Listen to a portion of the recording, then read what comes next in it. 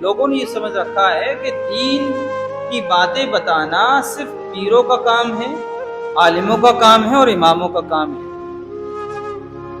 بھائی یہ ایک سلسلہ ہے، میسج آپ کے واٹس ایپ پر کوئی میسج آتا ہے اور آپ کو بات اچھی لگتی ہے تو آپ اس کو شیئر کرتے ہو، آپ اس کو فارورڈ کرتے ہو۔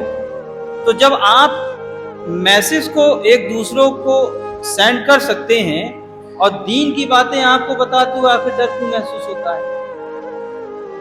بہت حیرت اور افسوس کی بات ہے کہ آج ہمارے سماج میں جو اپنے آپ کو بہت وی آئی پی سمجھتے ہیں، بہت پیسے والا سمجھتے ہیں، وہ یہ سمجھتے ہیں کہ دین کو ہم اپنے اعتبار سے چلائیں گے، دین کو لوگ اپنی طبیعت کے اعتبار سے چلانا چاہتے ہیں۔ اور اگر ہمارے علماء مشائخ ان کو سمجھاتے ہیں، ان کو بتاتے ہیں تو طرح طرح کی باتیں پیش کرتے ہیں کہ فلاں جگہ ایسا ہوا تو آپ کہاں تھے، فلاں جگہ ڈی جے بجا تھا تو آپ نہیں آئے، فلاں جگہ ایسا ایسا ہو رہا تھا تو کوئی نہیں بولا، وغیرہ وغیرہ۔ یعنی میں کہنا یہ چاہتا ہوں کہ آخر لوگوں نے اماموں کو، علماء کو سمجھ کیا رکھا ہے یار؟ کہیں اگر کوئی ہنگامہ ہو اور ہمارے علماء جب جاتے ہیں تو بستی کے وہ لوگ جو واہیات کو، لہو و لعب کو پسند کرتے ہیں، ناچ گانا کو پسند کرتے ہیں، اسٹینڈنگ ناشتہ و کھانے کو پسند کرتے ہیں، تو اگر امام صاحب سمجھانے چلے جائیں تو صاحب پوری ٹولی اور پورا گروہ جو ہے وہ امام پر دباؤ بنانا چاہتا ہے اور پھر دوسروں کی مثالیں دی جاتی ہیں۔ اور ایسی جگہ پر اگر ایک پولیس والا آ جائے، ایک سپاہی آ جائے، ایک داروغہ آ جائے اور وہ کہے کہ بھئی یہ کیا کر رہے ہو، تو آپ یہ سمجھیں وہاں کوئی آپ کو نظر نہیں آئے گا، سب بھاگتے ہوئے نظر آئیں گے کہ صاحب داروغہ صاحب آ گئے، صاحب دیوان صاحب آ گئے، ایس پی صاحب آ گئے، ایس ڈی ایم صاحب آ گئے۔ اس وقت منہ میں زبان نہیں ہوتی ہے، لیکن جب ہمارے علماء جاتے ہیں جن کو ہم اپنا پیشوا بھی کہتے ہیں، اپنا امام بھی کہتے ہیں، اپنا شیخ بھی کہتے ہیں، اپنا مرشد بھی کہتے ہیں، جب ہمیں یہ بات بتاتے ہیں تو ہمیں ان کی باتیں بہت بری لگتی ہیں۔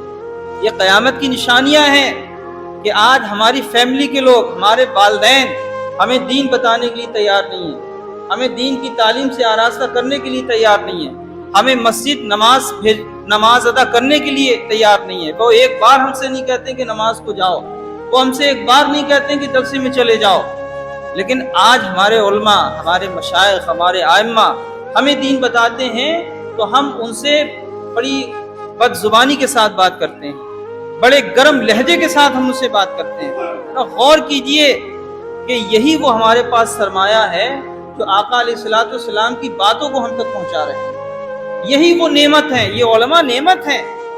ہمارے آقا علیہ الصلوۃ والسلام کی جو حدیث ہیں، جو اقوال ہیں، جو حضور کے پیغامات ہیں، یہ علماء تک آئے ہیں اور یہ علماء اور ائمہ آپ تک پہنچانے کی کوشش کرتے ہیں۔ اور آپ کو دین سمجھ میں آ گیا، آپ کو کوئی مسئلہ سمجھ میں آ گیا تو آپ کی ذمہ داری بنتی ہے کہ وہ میسج، وہ بات آپ دوسروں تک پہنچانے کی کوشش کریں۔ حال ہی میں ایک شادی تھی، حالانکہ ہمارے پورے شہر کیا پوری تحصیل میں ناچ گانا، ڈی جے، بھانگڑا وغیرہ ان تمام چیزوں پر تقریباً 9-10 سال ہو گئے ہم لوگوں کو کام کرتے ہوئے۔ راتوں میں ہم بھاگتے تھے، 3 بجے فون آیا تو 3 بجے بستر چھوڑ دیا، 2 بجے فون آیا تو 2 بجے بستر چھوڑ دیا، 11 بجے فون آیا تو 11 بجے بستر چھوڑ دیا۔ کس کے لیے؟ صرف آپ کی فلاح و بہبودی کے لیے، صرف سماج میں اچھائی پیدا کرنے کے لیے۔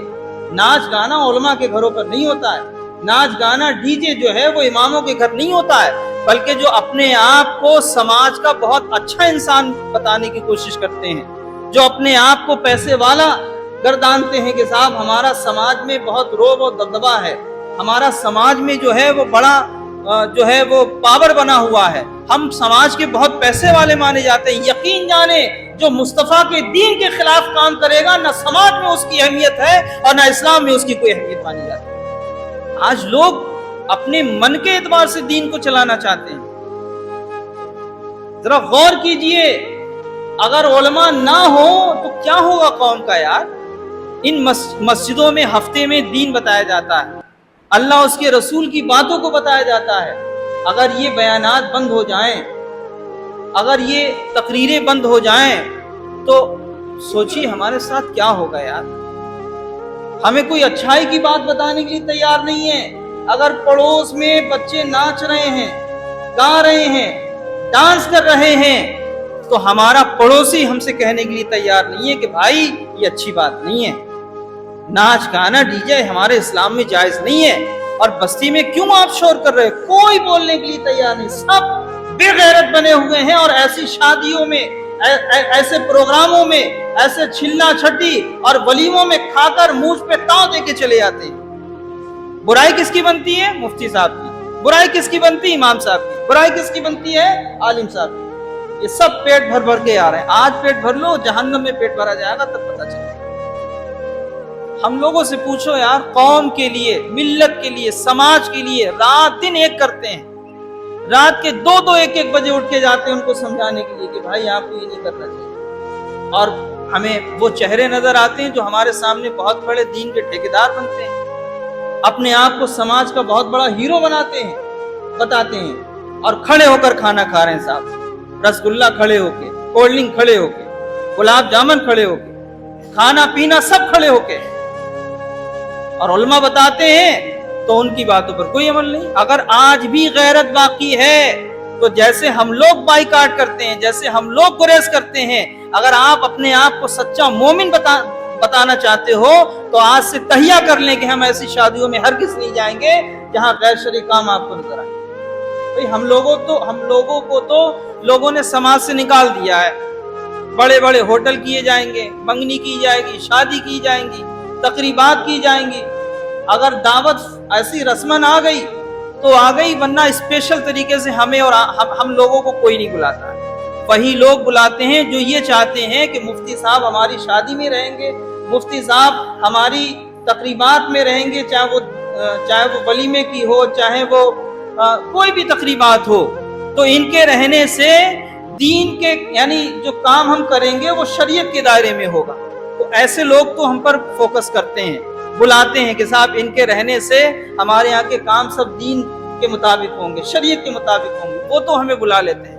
ورنہ جو فری اسٹائل ماحول بن چکا ہے، اللہ ایسے لوگوں کو ہدایت نصیب فرمائے۔ اور وہ مولوی لوگ،